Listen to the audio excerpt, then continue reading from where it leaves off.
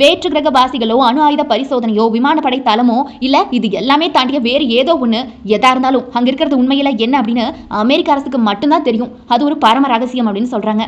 இந்த ஏரியா 51 இடத்தை பத்தி ரொம்ப சுவாரஸ்யமா ட்வீட் பண்ற மக்கள், மீம்ஸ் கிரியேட் பண்ற மக்களுக்கு பாத்தீங்கன்னா அமெரிக்க ராணுவம் உடனடியா சுதாரிச்சு ஒரு அறிக்கையை வெளியிட்டாங்க. அந்த அறிக்கையில பாத்தீங்கன்னா ஏரியா 51 எல்லைக்குள்ள நுழைறவங்க இரும்பு கரம் கொண்டு தடுக்கப்பட்டு கைது செய்யப்படுவாங்க அப்படின்னு எச்சரிக்கை விடுத்தாங்க. பொதுமக்கள், அதாவது சில பொதுமக்கள் பாத்தீங்கன்னா இந்த இடத்துல நாங்க என்னதான் இருக்குன்னு பார்த்தே தீர்வோம் அப்படின்னு சொல்லி போராட்டம்லாம் பண்ண ஆரம்பிச்சாங்க.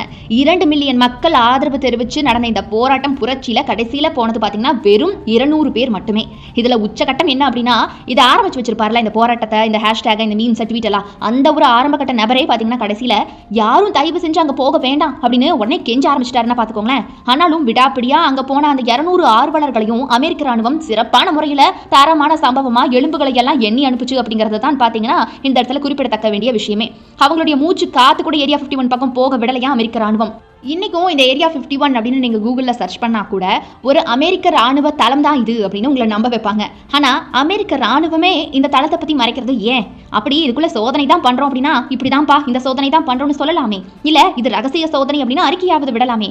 யாரும் உள்ள போக கூடாது, என்ன நடக்குதுன்னு நாங்களும் சொல்ல மாட்டோம், எதுக்கு பயன்படுத்துறோம் அப்படிங்கிற மாதிரியான அறிவிப்பும் விட மாட்டோம், வரவங்களை கண்டிப்பா கைது செய்வோம், உள்ள போற பறவையை கூட விட மாட்டோம், எறும்பு கூட அனுமதிக்க மாட்டோம்னு ஏன் இந்த அளவுக்கு ஒரு ரெஸ்ட்ரிக்ஷன்? அந்த இடத்துக்காக மட்டுமே அமெரிக்க ராணுவம் ஏன் இவ்வளவு மெனக்கெடணும்? மர்ம தேசமா, மர்ம பிரதேசமா ஏரியா 51 வச்சிருக்கிறதுக்கான காரணம் என்ன?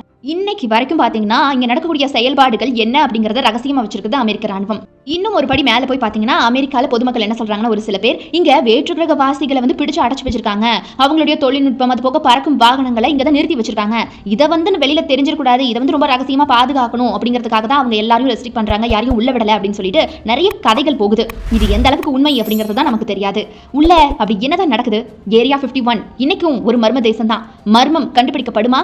இதை பத்தி நீங்க என்ன நினைக்கிறீங்க?